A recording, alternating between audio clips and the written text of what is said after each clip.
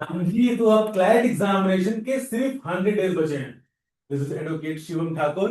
I got all rank 81 in the CLAT examination और बच्चा I teach legal in TCR the court room.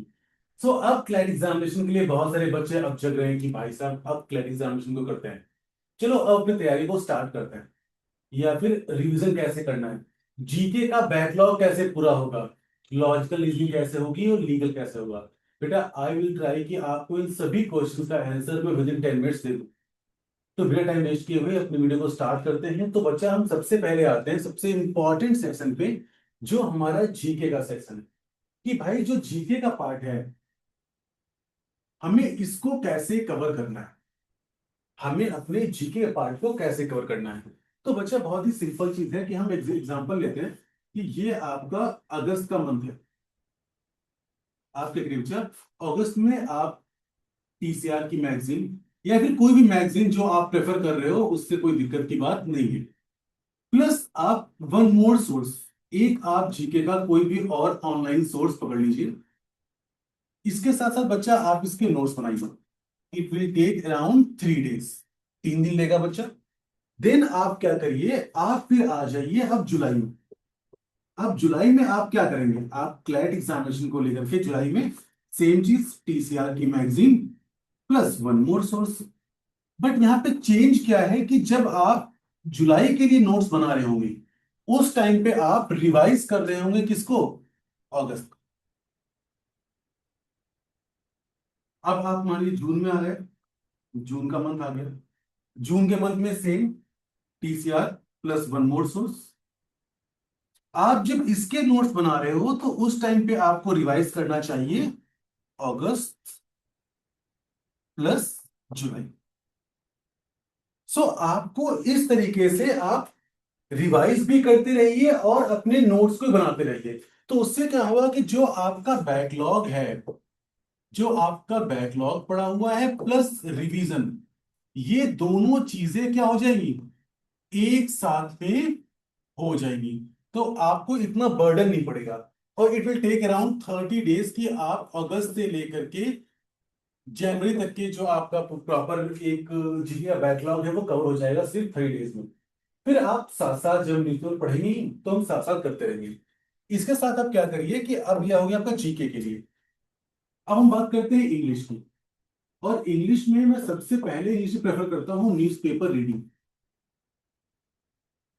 अब अगर आपने अपनी प्रिपरेशन को अभी से स्टार्ट किया है तो आपने भाई जनवरी से तो पढ़ा नहीं होगा। बट आप ये मत सोचिए कि मैंने जनवरी से नहीं पढ़ा है तो फिर क्या है कि मुझे पढ़ने की जरूरत नहीं। नहीं, आप अभी पढ़िए, बिकॉज न्यूज़पेपर सिर्फ जीके के लिए नहीं होता, न्यूज़पेपर आपकी इंग्लिश के लिए भी है। तो आप क्या करिए कि आप पूरे न्यूज़पेपर को पढ़िए, फुल न्यूज़पेपर। बट जो आपका एडिटोरियल पेज है और जो आपका आइडियाज का पेज है, आप इन दोनों पेजेस की समरी भी बनाइए। अगर आप समरी बनाएंगे तो उससे क्या होगा, उसका मतलब आपको अपने न्यूज़पेपर पे फोकस करना पड़ेगा। उसके साथ साथ आपकी कॉम्प्रिहेंशन स्किल्स अच्छी होंगी, आपकी राइटिंग स्किल्स भी अच्छी होंगी। और उसके साथ साथ जो आपके इंग्लिश के वर्ड्स हैं वो भी काफी समझ में आना स्टार्ट हो जाएंगे, आपका एक वर्ड मीनिंग भी तैयार हो जाएगा। तो ये आपके लिए बहुत ही अच्छा रहता है। उसके साथ साथ आप रीडिंग कॉम्प्रिहेंशन की प्रैक्टिस करिए, at least 5 reading comprehension per day आपको प्रैक्टिस करना चाहिए। और जो भी यहाँ पे आपको डाउट आता है आप अपने रेस्पेक्टिव फैकल्टी मेंबर से पूछ लीजिए कि सर मुझे ये डाउट आ रहा है, अब मुझे ये करना है। उसके साथ साथ हमें क्या करना चाहिए, जो आपके इंपॉर्टेंट टॉपिक्स हैं, जैसे इंग्लिश में जो बात करते हैं, इंग्लिश और सीआर में मैं एक साथ लेके चलता हूँ। क्रिटिकल रीजनिंग और उसका मिला के आपका टोन हो गया, थीम मतलब मेन आइडिया,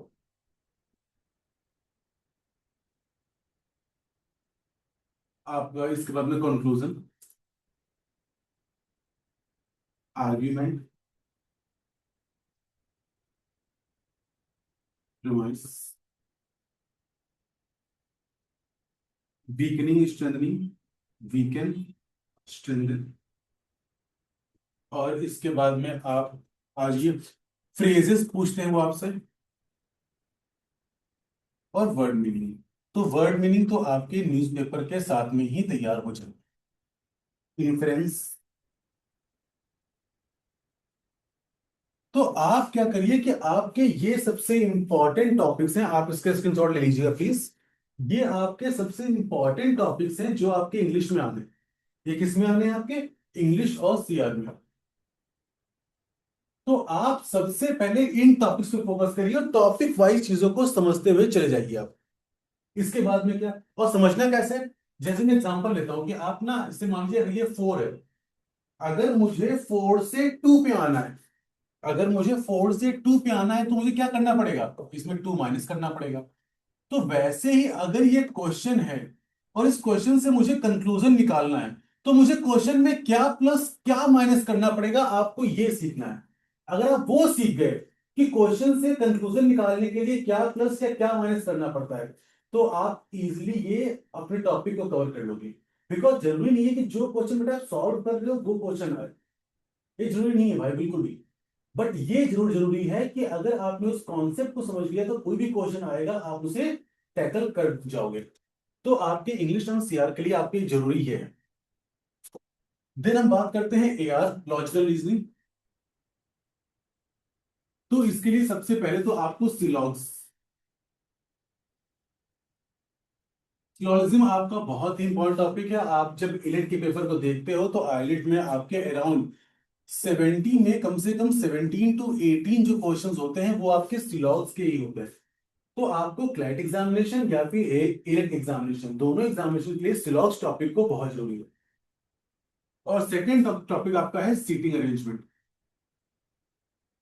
अब वो सीटिंग अरेंजमेंट चाहे आपका सर्कुलर है चाहे आपका लीनियर है, आपको दोनों पे ध्यान देना है। Third one is family tree. फिर आता है डायरेक्शन एंड सेंस।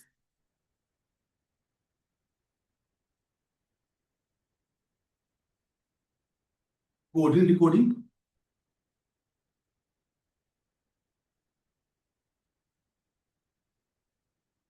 ये आपके टॉपिक मस्ट पर टॉपिक है कि ये आपको करने ही चाहिए कम से कम।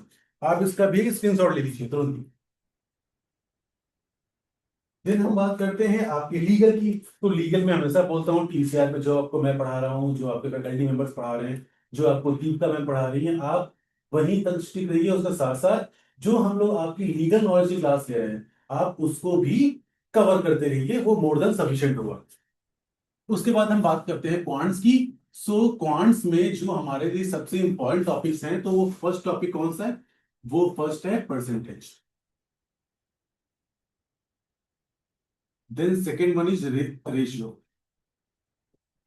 Third one average. Fourth one simple interest and compound interest. And fifth one time and work. Six time split distance.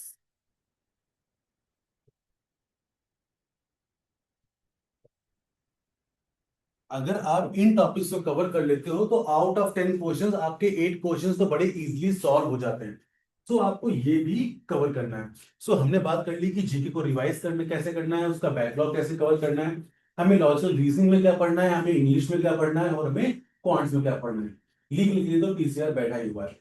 उसके साथ साथ अगर आपको कोई डाउट भी आता है कि हाँ भाई मुझे डाउट आ गया है या फिर मुझे कुछ पूछना है, तो आप टीसीआर की टीम को इजिली 9220761399, आप इस नंबर पे कॉल करके टीसीआर की टीम को डायरेक्टली आप रीच भी कर सकते हो। और अगर आपको मुझसे बात करनी है, मुझसे कोई गाइडेंस चाहिए, टीसीआर की टीम से कोई गाइडेंस चाहिए, तब भी आप इस दिए गए नंबर पे कांटेक्ट करके उस गाइडेंस को ले सकते हो और अपनी 100 डेज की प्रिपरेशन को स्टार्ट कर सकते हो। अभी बात करते हैं मॉक्स की। जब मॉक्स की बात करते हैं तो मॉक में आपको टिल सितंबर आपको सिंगल मॉक देना चाहिए पर वीक, एक mock. After September, after September, after September अक्टूबर से आपको मिनिमम 2 मॉक्स पर वीक देने चाहिए। और अगर आपको लग रहा है कि अगर मैं I am month of August right now और मेरा परफेक्ट स्कोर क्या होना चाहिए, अगर अभी भी आप 50 से 60 का स्कोर कर रहे हो, सो आपके लिए टफ नहीं है क्लैट एग्जाम को क्रैक करना। आप इजिली मेहनत से, हार्डवर्क से, स्ट्रेटजी से इस एग्जाम को अभी भी क्रैक कर सकते हो। अभी बहुत टाइम है, we have around 100 days. 100 days में ये इजिली क्रैक हो सकता है। टॉपिक्स का बाइफिकेशन करना, टॉपिक्स को लेके मेंटोरिंग करना, टॉपिक्स को लेके डाउट्स सॉल्व करना और टॉपिक्स में इंप्रूवमेंट करना, क्लैट एग्जामिनेशन क्लियर हो जाएगा। राइट गाइडेंस राइट टाइम पे सही तरीके से समझ जाने से आपका क्लैट एग्जामिनेशन में कोई दिक्कत नहीं आएगी और अभी भी आप क्लैट एग्जामिनेशन को एस कर सकते हो।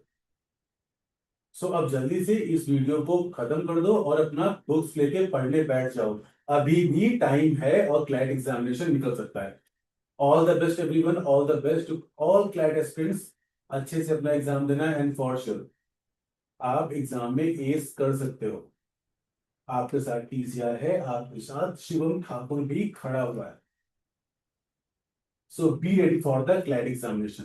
Thank you so much everyone.